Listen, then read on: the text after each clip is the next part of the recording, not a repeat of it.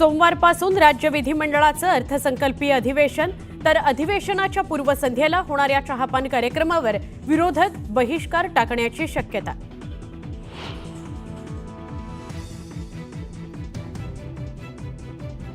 संतोष देशमुख हत्या प्रकरणातील आरोपी कृष्णा आंधळेची शासनकर्त्यांकडून हत्या, माजी खासदार विनायक राऊत यांचा गंभीर आरोप।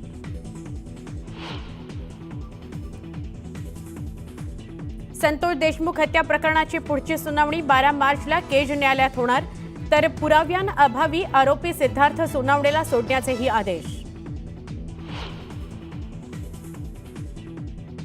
प्रशांत कोरटकर आज पत्रकार परिषद घेण्याची शक्यता, पत्नी आणि वकिलासह माध्यमांसमोर येऊन भूमिका स्पष्ट करणार असल्याची सूत्रांची माहिती।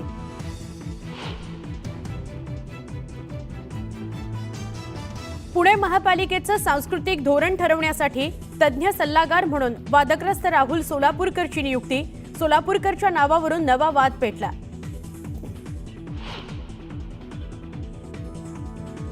पुण्यामध्ये पुन्हा वाहनांची तोडफोड, भारतनगरमध्ये अज्ञातांनी फोडली 10 ते 12 वाहनं, परिसरात भीती।